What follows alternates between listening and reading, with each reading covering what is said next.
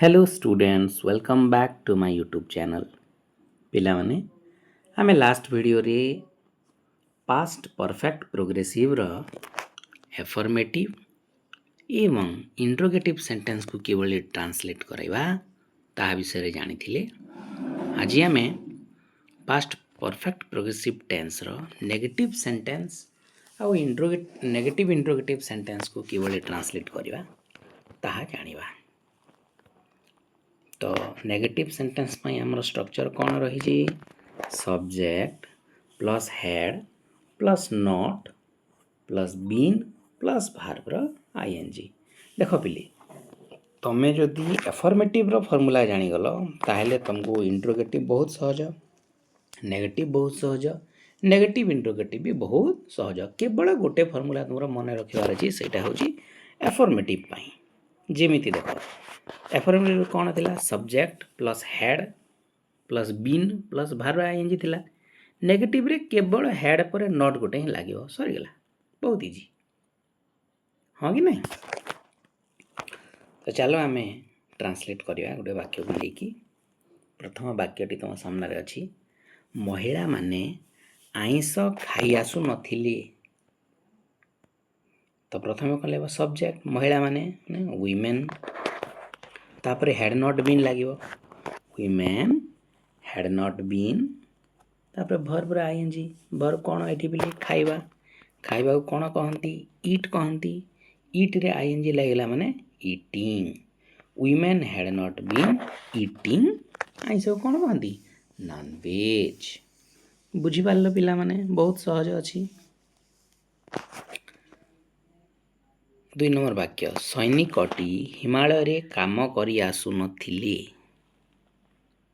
प्रथम लगे subject this soldier soldier से जाइए पिले रेक्टिफाए कर दिस सोल्जर हम से सोल्जर से बहुवचन हो this soldier had not been formula अच्छी the soldier had not been काम करिया कौन कहती वर्क वर्क रे आईएनजी लगला माने working the soldier had not been working in the Himalaya. बुझीगला। 3 नंबर वाक्य तुम अच्छी चकाटी गड़ी आसुन थिला। सब्जेक्ट प्रथमे चका चका कौन कहती द व्हील तापर फॉर्मूला अनुसार had not been the wheel had not been गड़ी आसवा कौन कहती रोल रोल रे आईएनजी लगला माने rolling the wheel had not been rolling. तो बुझीगला पिला माने बहुत सहज अच्छी।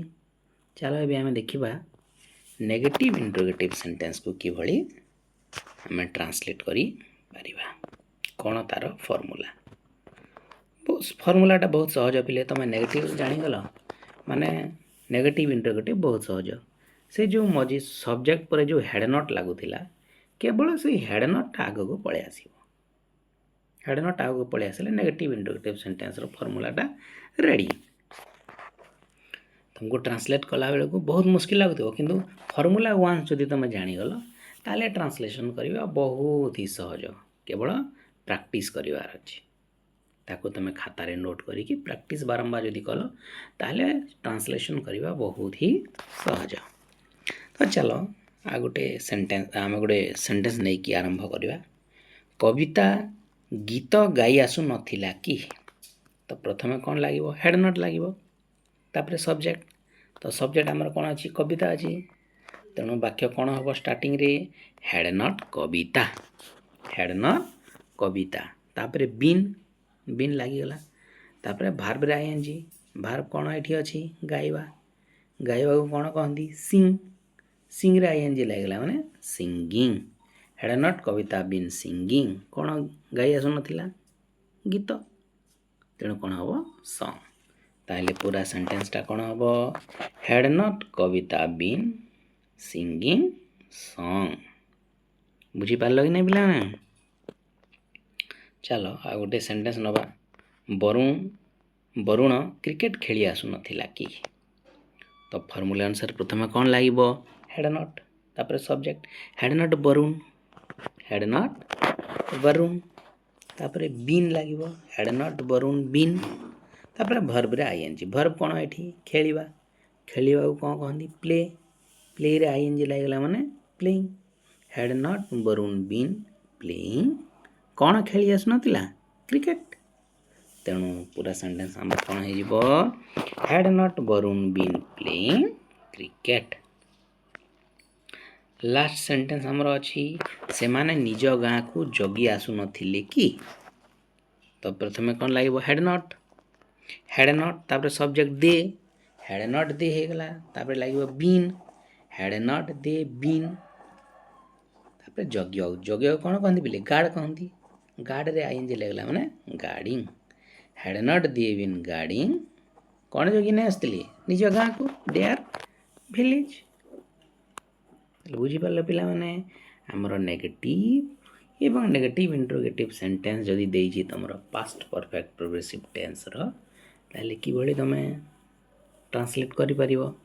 ଚାଲ ଏବେ ଆମେ ପାଷ୍ଟ ପରଫେକ୍ଟ ପ୍ରୋଗ୍ରେସିଭ୍ ଟେନ୍ସର 4 ଫର୍ମକୁ ଟିକେ ରିଭ୍ୟୁ କରିବା ବା ଟ୍ରିକ୍ କ'ଣ ରହିଛି ତାହା ବୁଝିବା ପାଇଁ ଚେଷ୍ଟା କରିବା। ଦେଖ ଏଫର୍ମେଟିଭ୍ ସେଣ୍ଟେନ୍ସ ପାଇଁ ଫର୍ମୁଲା ଆମର କ'ଣ ପ୍ରଥମେ ଲାଗିବ ସବଜେକ୍ଟ ତାପରେ ହେଡ୍ ତାପରେ ବିନ୍ ତାପରେ ଭାର୍ବର ଆଇଏନଜି। ଦେଖ ପିଲେ ଏଫର୍ମେଟିଭଟା ହେଉଛି ବହୁତ ଇମ୍ପୋର୍ଟାଣ୍ଟ। ତୁମେ ଏଫର୍ମେଟିଭ୍ ଜାଣିଗଲେ ମାନେ ବାକି 3 ଆରାମରେ ସହଜରେ ତୁମେ ବୁଝିପାରିବ। ଦେଖ ଏଫର୍ମେଟିଭ୍ ଜାଣିଗଲା। ଇଣ୍ଟରୋଗେଟିଭ୍ କ'ଣ ହେବ କେବଳ ସେ ଯେଉଁ ହେଡ଼୍ଟା ଲାଗିଥିଲା ମଝିରେ ସବଜେକ୍ଟ ପରେ ସେ ହେଡ଼୍ ହିଁ ଆଗକୁ ପଳେଇ ଆସିଲା। ବାକି ସବୁ ସେମ୍ ରହିଲା ହେଡ଼୍ ଲାଗିଲା ତାପରେ ସବଜେକ୍ଟ ତାପରେ ବିନ୍ ତାପରେ ଭାର୍ବରେ ଆଇଏନଜି। ଆରାମସେ ମନେ ରଖିପାରିବ କି ନାହିଁ ଫର୍ମୁଲା। ତାପରେ ଦେଖିବା ନେଗେଟିଭ୍ କଥା ସବଜେକ୍ଟ ତାପରେ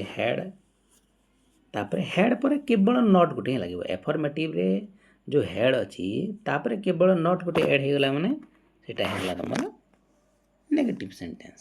subject had plus not plus been plus ଭାର୍ବର ଆଇଏନଜି। ଏବଂ ଲାଷ୍ଟକୁ ଯେଉଁ ନେଗେଟିଭ୍ ଇଣ୍ଟରୋଗେଟିଭ୍ ସେଣ୍ଟେନ୍ସ ଅଛି ନେଗେଟିଭ୍ରେ ଯେଉଁ ହେଡ଼୍ ନଟ୍ ମଝିରେ ଲାଗିଥିଲା କେବଳ ସେ ହେଡ଼୍ ନଟ୍ ଆଗକୁ ପଳେଇ ଆସିବ। ପ୍ରଥମେ ହେଡ଼୍ ତାପରେ ନଟ୍ ତାପରେ ସବଜେକ୍ଟ ତାପରେ ବିନ୍ ତାପରେ ଭାର୍ବର ଆଇଏନଜି। ତ ଏତିକି ଥିଲା ପିଲେ ତୁମର ପାଷ୍ଟ ପରଫେକ୍ଟ ପ୍ରୋଗ୍ରେସିଭ୍ ଟେନ୍ସ। ପିଲାମାନେ ଆମେ ତୁମକୁ ମୂଳରୁ ମୁଁ କହିଥିଲି ଆମର 2 ଟେନ୍ସ ଅଛି ପାଷ୍ଟ ଟେନ୍ସ ଆଉ ପ୍ରେଜେଣ୍ଟ ଟେନ୍ସ।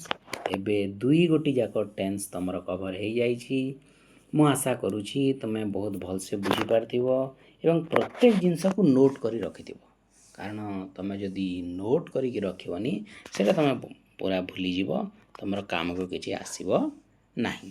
ତେଣୁ ଯେଉଁ ଷ୍ଟୁଡେଣ୍ଟ ମାନେ ନୋଟ୍ କରିନାହଁ ମୂଳରୁ ପୁରା ଯାଅ ଏବଂ ତୁମେ ତାକୁ ମୂଳରୁ ଯାଅ ପୁରା ABCDରୁ ମୁଁ ପଢ଼େଇଛି ABCDରୁ ଯାଅ ଗୋଟେ ନୂଆ ଖାତା କର ତାକୁ ପୁରା ଡିଟେଲ୍ସ ଗୋଟେ ଖାତାରେ ପାଷ୍ଟ ପରଫେକ୍ଟ ପ୍ରୋଗ୍ରେସିଭ୍ ପର୍ଯ୍ୟନ୍ତ ସିରିଏଲି ତାକୁ ନୋଟ୍ କରିକି ରଖ ଏବଂ ତୁମେ 5ଟା 10ଟା ବାକ୍ୟକୁ ଟ୍ରାନ୍ସଲେଟ୍ କରିବା ଶିଖ। ଦେଖିବ ଟ୍ରାନ୍ସଲେସନ୍ ବହୁତ ଇଜି ହେଇଯିବ ଏବଂ ଏହା ପରେ ମୁଁ ତୁମର ନିଜର କ୍ଲାସ୍ର ସିଲାବସ୍ ଗୁଡ଼ିକ ଆରମ୍ଭ କରିବି।